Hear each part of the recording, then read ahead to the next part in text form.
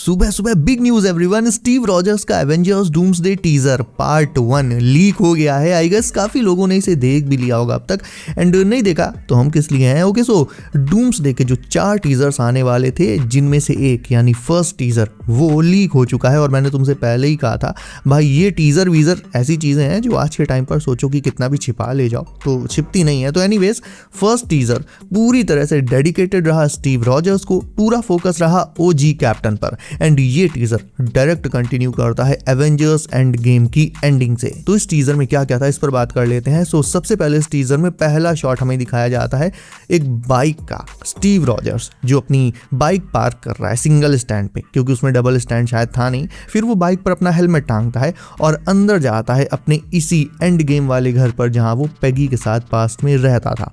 अंदर जाकर वो अपनी ओजी कैप्टन वाली यूनिफॉर्म को एक बार फिर से देखता है, लेकिन फिर उसे वापस रख देता है।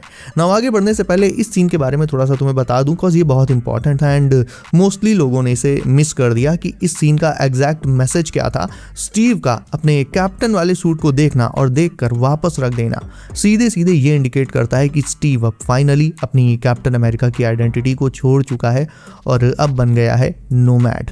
क्योंकि जाहिर है जिस टाइम वो पास्ट में पेगी के साथ रहा था, वहां पर उस समय का स्टीव रॉजर्स भी तो एग्जिस्ट करता होगा, राइट।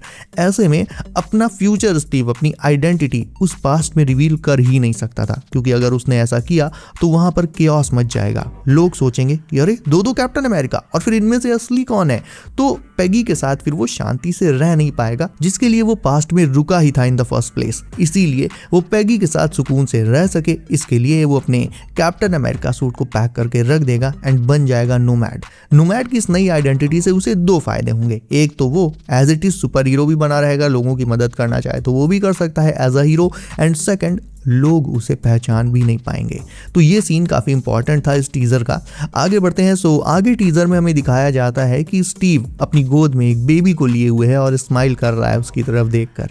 ना जाहिर सी बात है ये उसी का बेबी है, उसका एंड पेगी का। तो ये रूमर्स काफी टाइम से सुनने में आ रही थी कि डूम्सडे में स्टीव और पेगी के चुन्नू मुन्नू भी होंगे। ये एक्चुअल में सच थी दोस्तों, एंड एग्जैक्टली भाई मैं इसीलिए तुमसे बोलता हूँ कि इनसाइडर अपडेट्स को हल्के में कतई मत लिया करो, क्योंकि इनमें से मोस्टली सच ही होती हैं। अब I guess maybe Steve और पेगी के बच्चों का इस मूवी में कोई बहुत बड़ा रोल शायद से नहीं होगा। ये चीज बस ये दिखाने के लिए थी कि स्टीव कैसे अपनी पास्ट लाइफ में जी रहा था, सुकून से जी रहा था, लेकिन उसे ये अंदाजा भी नहीं था कि पेगी के साथ रुककर उसने एक अलग ही टाइमलाइन बना दी है, जिससे डूम का बहुत बड़ा नुकसान हो गया है और इसीलिए वो सबसे पहले स्टीव को ही हंट करने आ रहा है। मे बी इस अल्टरनेट टाइमलाइन में Tony Stark Victor von Doom होगा, या मे बी इस टाइमलाइन में विक्टर के पेरेंट्स रहते होंगे जो बाद में मारे जाएंगे जब स्टीव इस टाइमलाइन को छोड़कर वापस से मेन 616 टाइमलाइन में चला जाएगा ओल्ड मैन रॉजर्स बनकर, जैसा कि हमने एंड गेम में देखा था।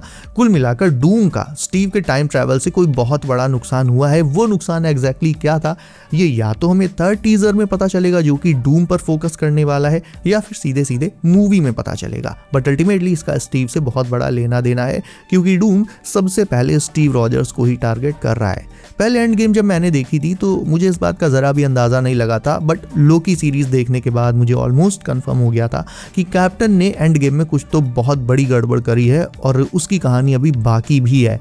वो मुझे पता कैसे चला कि टाइम मशीन के रूल्स के अकॉर्डिंग स्टीव जो टाइम मशीन से होते हुए स्टोन्स रखने पास्ट में गया था, उसे लौट कर भी तो टाइम मशीन पर ही वापस आना चाहिए था ना। खुद सोचो, एंड गेम में हमें जितने भी टाइम ट्रैवल सीन्स दिखाए गए उनमें एवेंजर्स जिस टाइम मशीन से पास्ट में गए थे उसी एग्जैक्ट टाइम मशीन पर वापस भी आए थे, यही रूल ही था। बट स्टीव मशीन पर वापस नहीं आया, बल्कि वो दूर एक सीट पर ओल्ड मैन रॉजर्स बनकर बैठा था। तो बिना टाइम ट्रैवल मशीन के वो आखिर उस जगह आया कैसे? यानी जो स्टीव यहाँ टाइम मशीन से पास्ट में गया था, वो स्टीव तो कभी टाइम मशीन पर एज इट इज वापस आया ही नहीं, बल्कि उसकी जगह हुआ ये कि स्टीव पास्ट में गया, वहां वो पेगी के साथ रहने लगा और एक अल्टरनेट टाइमलाइन बनी, क्योंकि वहां उसके पेगी के साथ बच्चे हुए जिससे फ्यूचर पूरा बदल गया। तो एक अल्टरनेट टाइमलाइन बनी जिसके चलते वो एक टोटली डिफरेंट यानी अल्टरनेट टाइमलाइन बनी, और फिर वो स्टीव समहाउ मशीन के थ्रू नहीं बल्कि किसी और रास्ते के थ्रू मेन 616 टाइमलाइन में ओल्ड मैन रॉजर्स बनकर वापस आ गया। उसके पास नई शील्ड भी थी, तो मेरे ख्याल से उसने वापस आने के लिए पिम पार्टिकल्स का ही यूज किया होगा, क्योंकि पास्ट में हमने देखा था एंड गेम में भी कि हैंक पिम ने और भी पिम पार्टिकल्स बनाए ही होंगे, जाहिर सी बात है, और पैगी वो चुरा कर स्टीव को लाकर दे दी होगी, जिनकी मदद से बुढ़ा होने और अपनी लाइफ पास्ट में जी चुकने के बाद वो वापस ओरिजिनल 616 में आ गया था। लेकिन एंड गेम के टाइम जब हमने ये सीन देखा था तो इस सीन को हम एकदम नॉर्मल समझ रहे थे, क्योंकि तब ना लोकी सीरीज आई थी, ना हमें टाइम ट्रैवल रूल्स, TVA, ही हू रिमेन्स, अल्टरनेट यूनिवर्सेस, मल्टीवर्स, इन सब के बारे में कुछ पता ही था। बट बाद में जब पता चला तो ये भी पता चला कि एक्चुअल में उस टाइम क्या कहानी हुई होगी। हालांकि आज भी ये चीज़ काफ़ी लोग इग्नोर कर देते हैं, बट मैंने तुम्हें बता दी। ओके, तो यहाँ तक की कहानी आई थिंक तुम्हें क्रिस्टल क्लियर हो गई होगी। अब टीजर में आगे बढ़ा जाए। ओके, उसके बाद स्टीव अपने बेबी के साथ दिखाया जाता है एंड आफ्टर दैट आते हैं दो सबसे एपिक एंड इंपॉर्टेंट सीन्स। पहला, जिसमें क्लियर कट ये लिखा था कि Steve Rogers will return in Avengers doomsday. Now ये लाइन अगेन कंफर्मेशन है इस बात का कि स्टीव अब कैप्टन नहीं रहा, वो स्टीव रॉजर्स ही है। वरना तो फिर लिखा होता ना कि captain America will return in Avengers doomsday, लेकिन कैप्टन अब ऑफिशियली सैम बन चुका है। स्टीव या तो एज नॉर्मल स्टीव रॉजर्स ही बनकर आएगा या फिर नोमैड बनकर। मेरी बेट ये है कि वो नोमैड ही होगा, क्योंकि रिसेंटली ऐसी इनसाइडर रिपोर्ट्स थी, मैंने तुम्हें बताई भी थी। प्लस इससे स्टीव के कैरेक्टर में एक नया ही ट्विस्ट भी देखने को मिल जाएगा, so that's a bonus. And इसके बाद आता है ट्रेलर का फाइनल शॉट, टिकटॉक, वो छपरी वाला टिकटॉक नहीं, काउंटडाउन वाला टिकटॉक, यानी हमें एवेंजर्स डूम्सडे लोगो दिखाया जाता है एंड उसके ऊपर चल रहा है एक काउंटडाउन। ये काउंटडाउन है एवेंजर्स डूम्सडे की रिलीज का, यानी doomsday is coming.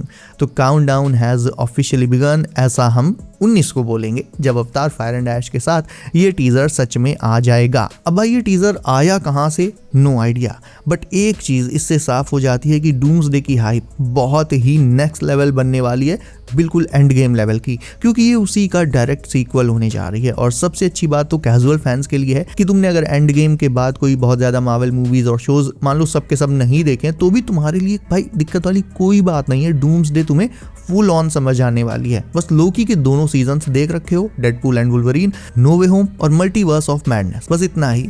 The Marvels भी क्या देता, लेकिन उसका पोस्ट क्रेडिट सीन ज्यादा जरूरी है, क्योंकि उसी में हमें मोनिका एक्समैन के यूनिवर्स में फंसी हुई दिखाई गई थी। चलो द मार्वल्स भी, और जाहिर है इनके अलावा फैंटास्टिक फोर फर्स्ट स्टेप्स, तो भैया उसमें तो डूम का फर्स्ट अपीयरेंस ही है, तो वो तो इंपॉर्टेंट हो ही जाती है, उसे तो छोड़ना बनता ही नहीं है। ऑल्सो थंडरबोल्ट्स भी, क्योंकि उसमें सेंट्री था एंड पोस्ट क्रेडिट्स में एक अलग ही यूनिवर्स के फैंटास्टिक फोर की शिप अर्थ 616 में आते हुए दिखाई जा रही थी। सो देयर्स दैट, एंड वो शिप किसकी हो सकती है, उसकी सारी पॉसिबिलिटीज हम लोग ऑलरेडी डिस्कस कर चुके हैं 2-3 वीडियोस में, तो उस पर आज मैं दोबारा से नहीं जाऊंगा। तो ये रिपोर्ट कि एवेंजर्स डूम्सडे के एक नहीं बल्कि 4 टीजर्स आएंगे, भाई बिल्कुल ही सही है। ट्रू लव, पहला टीजर जैसी की अपडेट थी स्टीव रॉजर्स का होगा, वो ही निकला, यानी आगे की पूरी अपडेट भी सच है। नेक्स्ट टीजर होगा थॉर ओडिनसन का, जिसमें स्टीव की ही तरह थॉर के भी कुछ सीन्स दिखाए जाएंगे एंड ये सीन्स एंड गेम के बाद के होंगे, यानी ये नए सीन्स होंगे, टोटली न्यू सीन्स होंगे। मे बी उसकी डॉटर लव का भी रिटर्न हो सकता है, बट मोस्टली ट्रेलर फोकस करेगा थॉर पर, जैसे इस टीजर में किया स्टीव पर। उसके बाद थर्ड ट्रेलर होगा सबसे ज्यादा इंपॉर्टेंट, डूम का टीजर, यानी उसमें डूम को सीधे टीज किया जाएगा। मे भी हो सकता है उसकी आवाज भी सुनाई जाए। देखो, दो में से एक चीज होगी, या तो डूम का फुल सूट रिवील होगा, वो भी सामने से, या फिर उसकी वॉइस। लेकिन उसका फेस, वेल जाहिर है वो अभी किसी कीमत पर आ ही नहीं सकता, बिकॉज अभी तो एवेंजर्स डूम्सडे के CGI वगैरह पर बहुत काम होना बाकी है, साल भर काम होगा इस पर। और मुझे नहीं लगता कि डूम के चेहरे की CGI अभी कोई फाइनल हो गई होगी, उसमें अभी काफी काम करना होगा। तो डूम वाले टीजर में तुम दो ही चीजें एक्सपेक्ट करके चलना, या तो डूम का फुल सूट रिवील या फिर उसकी वॉइस। मेरे ख्याल से ज्यादा चांसेस उसकी वॉइस के ही हैं। मे बी उसमें डूम जो भी बोलेगा उससे हमें एक ये भी आइडिया लग जाएगा, एक हिंट मिल जाएगी कि वो आखिर कौन है, किस यूनिवर्स से आता है, और मोस्ट इंपॉर्टेंटली हीरोज को हंट क्यों कर रहा है, ओपीएम का गारो क्यों बन रहा है। एंड फाइनली एक लास्ट बात, जिस तरह से स्टीव का टीजर आया है भाई, मेरे मन में थोड़ा सा डर भी बैठ गया इस चीज को लेकर कि कहीं ऐसा ना हो कि डूम्सडे की स्टार्टिंग में डूम आए और आते स्टीव को, मतलब भाई ये सच में बहुत ही डार्क और अलग लेवल की ओपनिंग हो जाएगी अगर ऐसा कुछ हुआ तो। To be honest, a lot darker than the opening sequence of Infinity War itself. Infinity War में थानोस से ज्यादा हार्ड ओपनिंग किसी भी विलन को नहीं मिली, बट इतना कंफर्म है कि डूम्सडे में डूम की जो ओपनिंग होगी उससे थैनोस से भी बहुत ज़्यादा हार्ड होने वाली है। तो भरोसा नहीं है भाई ओपनिंग सीन में डूम किसे मार डाले, कुछ कहा नहीं जा सकता, कुछ भी हो सकता है। बाय द वे ये टीजर तो अभी अवतार के साथ में आएगा चलेगा, और यार मैं सच बताऊं तो अवतार से ज़्यादा मज़ा इस टीजर में आने वाला है बहुत लोगों को। क्या उन लोगों में से तुम भी एक हो? कमेंट करके मुझे ये अभी बताओ। इसके अलावा वीडियो को अभी तक लाइक नहीं किया है तो इसे भी अभी लाइक करके चैनल कर लो सब। नोटिफिकेशंस को ऑल पर डालना कतई मत भूलना, क्योंकि अब शुरू हुआ है मेन टाइम सारी अपडेट्स का मार्वल से रिलेटेड। अगर कोई भी लीक या अपडेट तुम मिस नहीं करना चाहते तो चैनल को जरूर से सब कर लेना, नोटिफिकेशंस को ऑल पर डालना मत भूलना। सो गाइस बी सेफ, अपना ख्याल रखिए आप। मेरा नाम है Himanshu and as always I will see you in next one.